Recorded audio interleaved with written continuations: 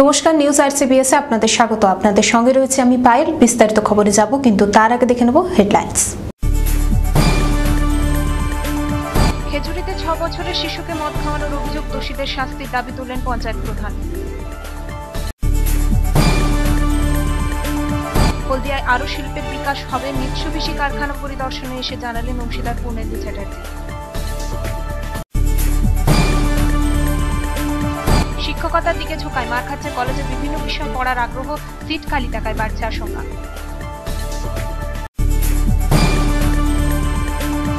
তৃণমূল নেত্রীর নির্দেশ মানেনি দল, সিন্ডিকেটে অভিযুক্ত তৃণমূল নেতার বিরুদ্ধে পুলিশ কি ব্যবস্থা নেবে আশায় এগরাবাসী। হলদিয়ায় ডেঙ্গুর আক্রমণ, আক্রান্ত 2।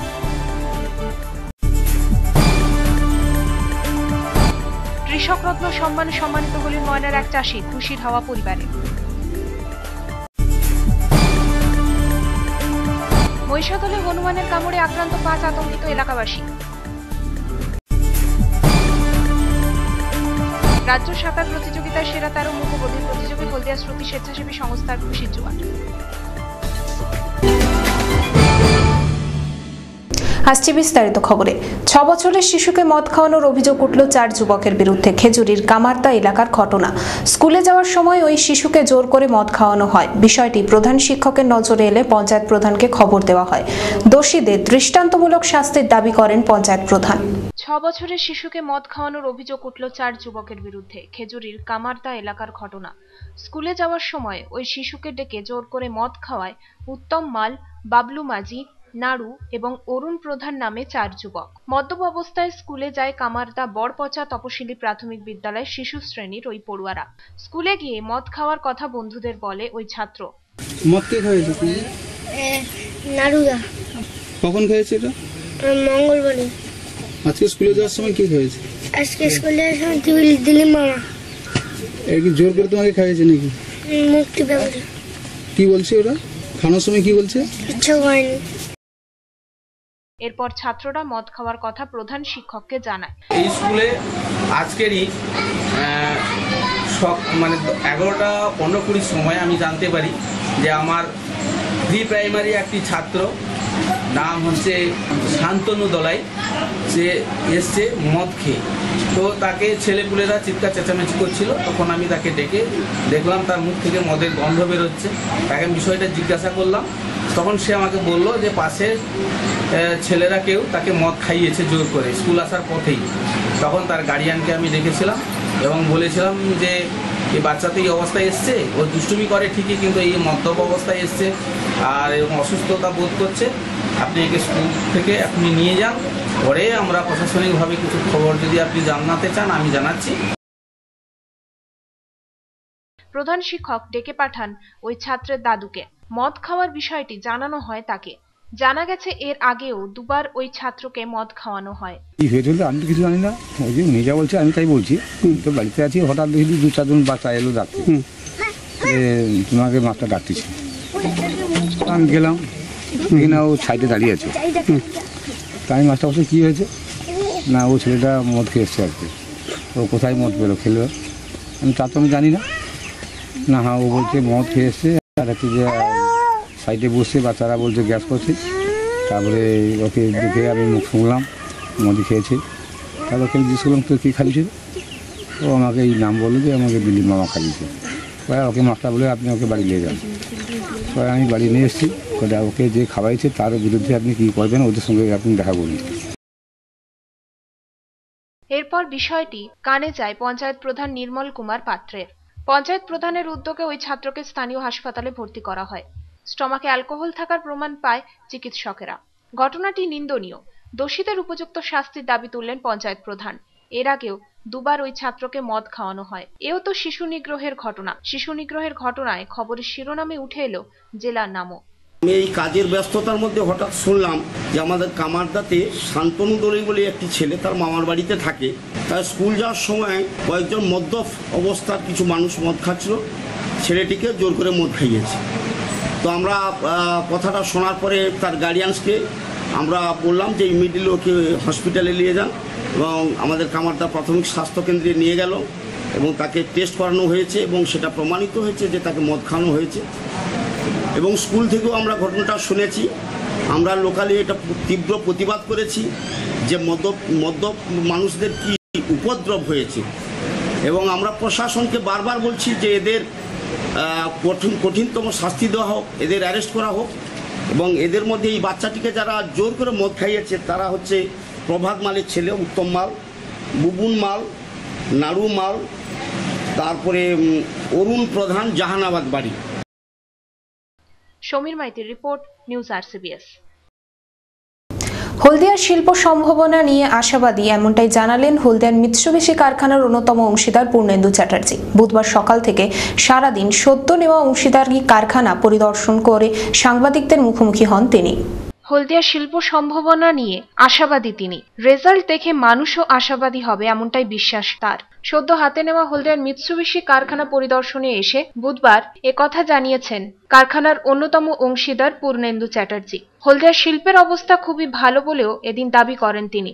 এদিন সকাল থেকে সারাদিন সদ্য নেওয়া অংশীদারি মিৎসুবিশি কারখানা পরিদর্শন করে সন্ধ্যায় সাংবাদিকদের মুখোমুখি হয়ে এই ধরনের মন্তব্য করেন তিনি। তিনি আশাবাদী আগামী দিনেও শিল্প শহর হলদিয়ায় শিল্পের উন্নয়ন ঘটবে। মেট্রো এবং মিৎসুবিশি মানে হলদিয়াটা কিন্তু চ্যাটার্জি বাবু উন্নয়নে এখানের উপর আমরার উপর নির্ভর করছে। আশাবাদী হবে শিল্প শহর গোটা রাজ্যের মানুষ।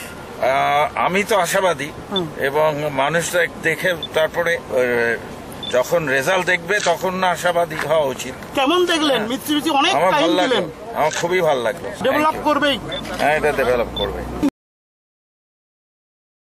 জাহাঙ্গীর বাদশাহ ও রঞ্জন মাইতির report, news RCBS। Pol science, ইতিহাস, ইকোনমিক্স, সোসিওলজি প্রভৃতি বিষয়ে পড়ার জন্য কলেজগুলিতে আসন সংখ্যা বেশি থাকলেও ছাত্র সংখ্যা কম। শিক্ষকতার দিকে ঝোঁক বাড়ায় এই সমস্যা, জানালেন অধ্যাপকেরা। উচ্চ মাধ্যমিকের পর কেউ বেছে নেন জেনারেল স্ট্রিম, কেউ বেছে নেন বিভিন্ন কোর্স। জেনারেল স্ট্রিমের ব্যাচেলর অব আর্টস তথা BA কোর্স হোক কিংবা BSc, বিভিন্ন বিষয়ে পড়ুয়ারা ভর্তি হলেও খালি থেকে যাচ্ছে কলেজের আসনগুলি। পল সায়েন্স, ইতিহাস, ইকোনমিক্স, সোসিওলজি প্রভৃতি বিষয়ে ছাত্ররা ভর্তি হলেও পরবর্তী ক্ষেত্রে কমে যাচ্ছে পড়ুয়াদের সংখ্যা। এর মূল কারণ হলো, একদিকে যেমন রয়েছে নিজের পছন্দ মতো কলেজের সুযোগ পেয়ে যাওয়া, অন্যদিকে আরেকটি মূল কারণ হলো শিক্ষকতায় আগ্রহ রয়েছে এইসব বিষয়ে পড়ুয়াদের, কিন্তু সেক্ষেত্রে SSC পরীক্ষায় পোস্ট কমেছে, যে কারণে পড়ুয়ারা বিষয়গুলি নিয়ে উচ্চশিক্ষা করলেও চাকরি পাচ্ছেন না তারা। এর অনেকগুলো কারণ আছে। তার ভেতর ফার্স্ট যেটা, আমাদের স্টুডেন্টরা জেনারেলি ওরা চায় টিচারশিপ করতে, বিশেষ করে স্কুলের টিচারশিপ। সেই স্কুলের টিচারশিপের ক্ষেত্রে SSCতে এদের পোস্ট নেই তেমন। পলিটিক্যাল সায়েন্স শুধু HSে আছে, সোসিওলজি, ফিলোসফি এই সাবজেক্টগুলো, ইকোনমিক্সও তাই আছে।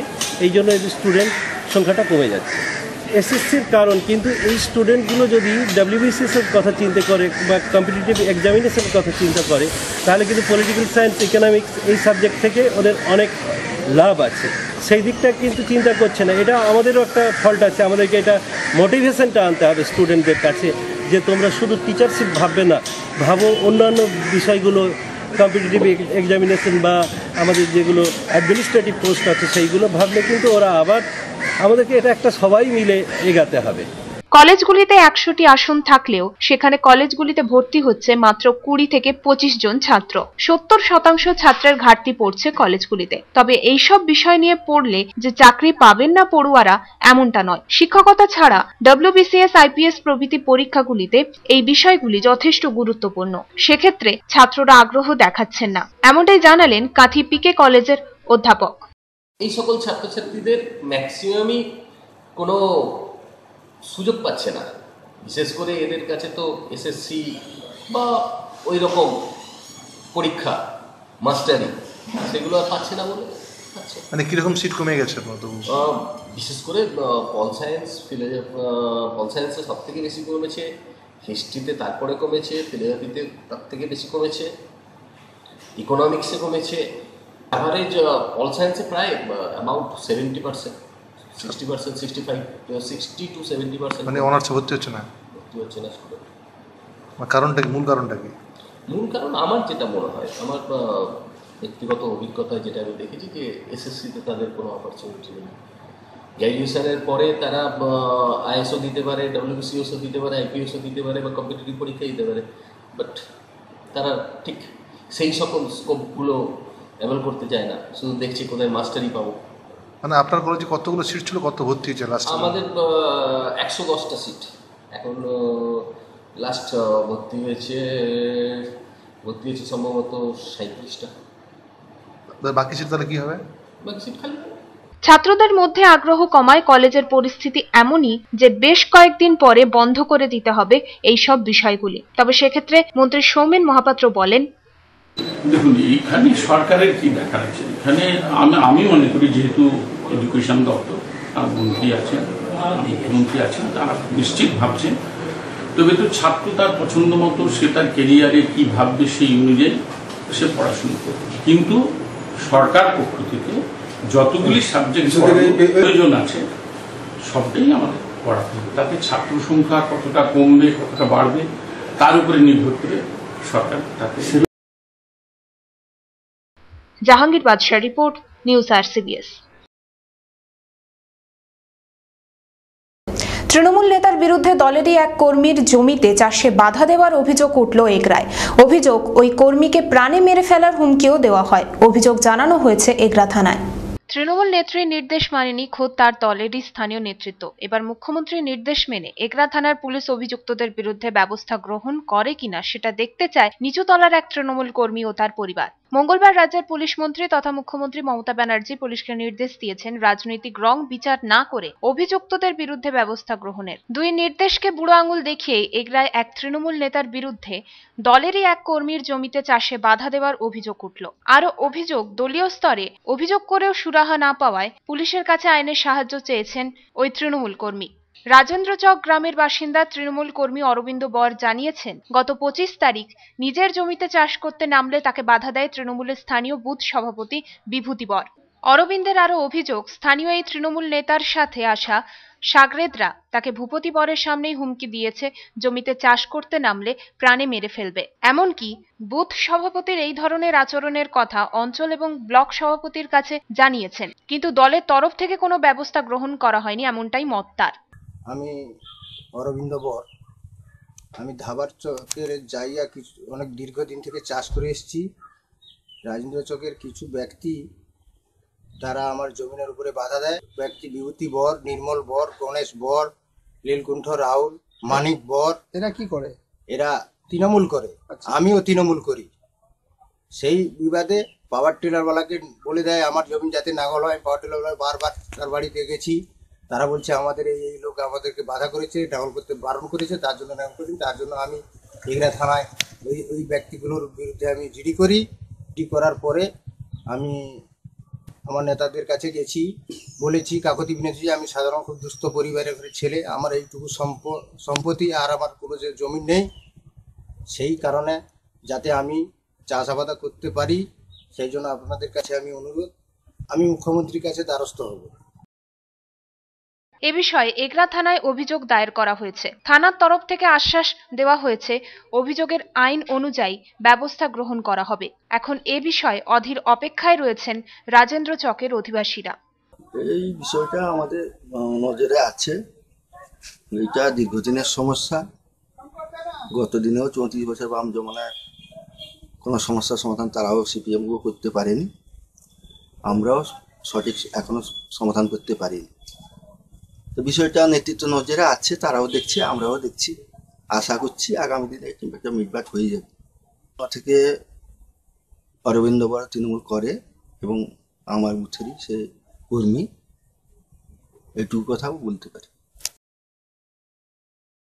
জাহাঙ্গীর বাদশাহ রিপোর্ট, নিউজ RCBS। হলদিয়ায় ডেঙ্গির থাবা, দুজন ডেঙ্গিতে আক্রান্ত হয়েছেন। হলদিয়া পৌরসভার 16 নম্বর ওয়ার্ডের চকদিবা পালপাড়ার সব্যসাচী পাল ডেঙ্গিতে আক্রান্ত হয়েছেন। অন্যদিকে আরেক পুলিশ কর্মী ডেঙ্গিতে আক্রান্ত হয়েছেন, তবে তিনি তার পরিচয় জানাতে চাননি।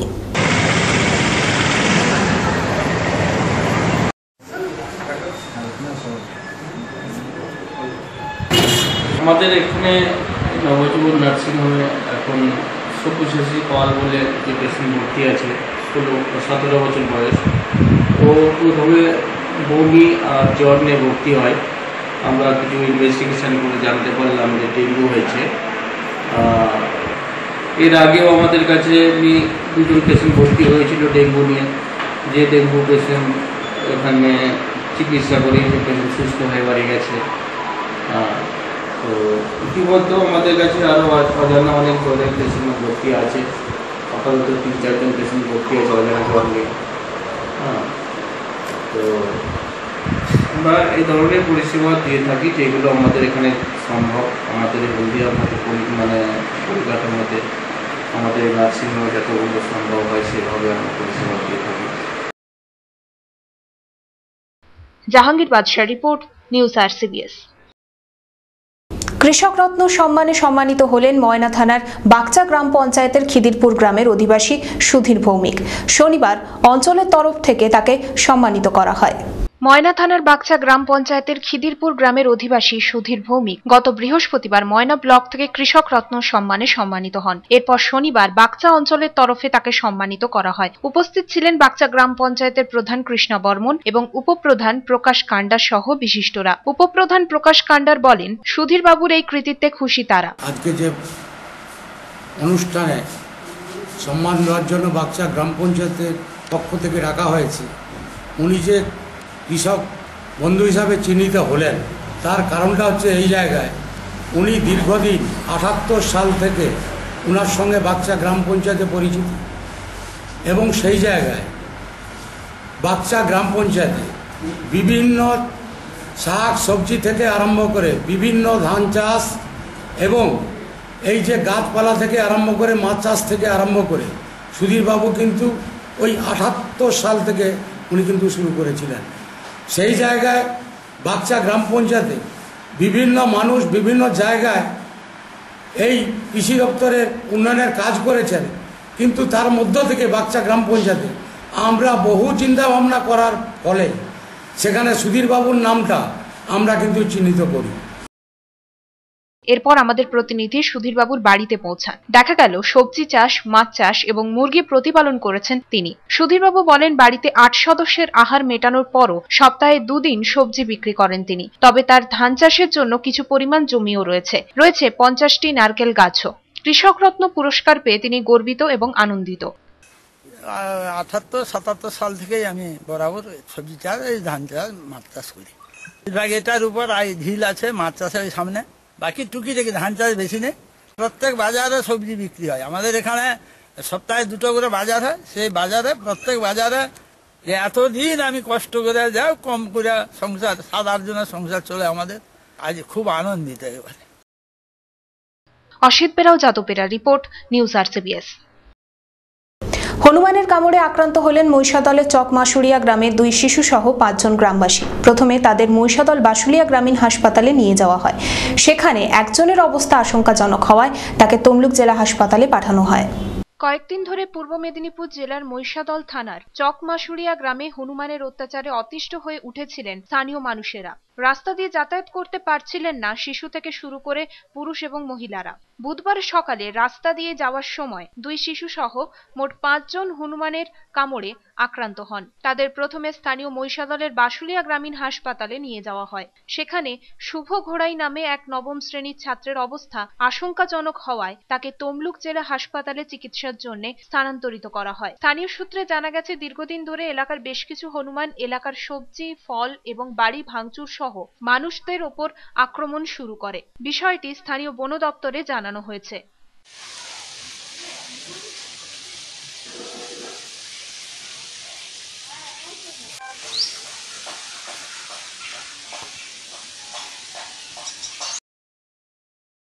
রঞ্জন মাইতির রিপোর্ট, নিউজ RCBS। গত 30শে জুলাই হাওড়ার শালকিয়াতে অনুষ্ঠিত 12তম রাজ্য সাঁতার প্রতিযোগিতায় রাজ্যের সেরা হয়েছেন হলদিয়া শ্রুতি নামক একটি স্বেচ্ছাসেবী সংস্থার মোট 13 জন মূক ও বধির প্রতিযোগী। ছাত্রছাত্রীদের এই ধরনের সাফল্যে খুশি সংস্থার প্রতিনিধিরাও। রাজ্যের অন্যান্য জেলার পাশাপাশি হাওড়া শালকিয়াতে অনুষ্ঠিত 12তম রাজ্য সাঁতার প্রতিযোগিতায় হলদিয়া শ্রুতি নামক একটি স্বেচ্ছাসেবী সংস্থার পক্ষ থেকে মোট 13 জন মূক ও বধির প্রতিযোগী অংশগ্রহণ করেছিলেন। 50 মিটার, 100 মিটার ও 200 মিটার সাঁতার প্রতিযোগিতায় 27টি সোনা ও রূপোর পদক অর্জন করে রাজ্যের সেরা হয়েছে হলদিয়া শ্রুতি। গত 30শে জুলাই হাওড়া শালকিয়ার পুলে প্রতিযোগিতাটি অনুষ্ঠিত হয়। সেই প্রতিযোগিতায় হলদিয়া শ্রুতি থেকে 9 জন ছেলে এবং 4 জন মেয়ে অংশগ্রহণ করে। তবে এরা সকলেই মূক ও বধির হওয়ায় এদের প্রশিক্ষণ দিতে একটু সমস্যা হয়েছে। সমস্ত সমস্যাকে দূরে সরিয়ে মূক ও বধির ছাত্রছাত্রীদের প্রতিযোগীমুখী করে তুলেছেন সংস্থার প্রশিক্ষকরা। হলদিয়ার মূক ও বধির ছাত্রছাত্রীদের এই ধরনের খ্যাতি অর্জনে খুশি সংস্থার প্রতিনিধিদের পাশাপাশি হলদিয়াবাসীরাও। স্কুল এমনিতেই স্পোর্টসে এবং পড়াশোনা খেলাধুলায় খুবই ভালো। আমরা অনেকবারই সেরা স্কুল, ওয়েস্টবেঙ্গলের সেরা স্কুল শিরোপা পেয়েছি। আমাদের এর আগেও 17 জন স্টুডেন্ট ফেলিসিটেড হয়েছে স্টেট গভর্নমেন্ট থেকে। বেস্ট স্কুল অ্যাওয়ার্ডও আমরা পেয়েছি এবং সুইমিংয়ে আমাদের স্কুল এই রাজ্যের সেরা স্কুল হিসাবেও ন্যাশনালও পার্টিসিপেট করেছে, ইন্টারন্যাশনাল পার্টিসিপেটও করেছে। এবারে কতজন চ্যাম্পিয়ন? এবারে মোট আছে আপনার 27টা প্রাইজ পেয়েছে। গোল্ড পেয়েছে 5টা, সিলভার 12টা, আর ব্রোঞ্জ হয়েছে 10টা। কতজন পার্টিসিপেট অংশগ্রহণ করেছিল 13 জন, এর মধ্যে 8 জন কৃতকার্য হয়েছে এবং 8 জনের মধ্যেই বিভিন্ন জন গোল্ড সর্বাধিক পেয়েছে দীপঙ্কর দে, 2টো গোল্ড পেয়েছে এবং 3টে সিলভার পেয়েছে। ও যত পার্টিসিপেট ছিল মেন্স গ্রুপে ও চ্যাম্পিয়ন হয়েছে, বেস্ট মেন অ্যাওয়ার্ডও পেয়েছে এবং 27টার জন্য আমাদের এই স্কুল টিম দলগতভাবে চ্যাম্পিয়ন হয়েছে। জাহাঙ্গীর বাদশাহ ও রঞ্জন মাইতির report, news RCBS। News RCBS আজ এই পর্যন্তই। ফিরে আসবো আগামীকাল ঠিক এই সময়। নমস্কার।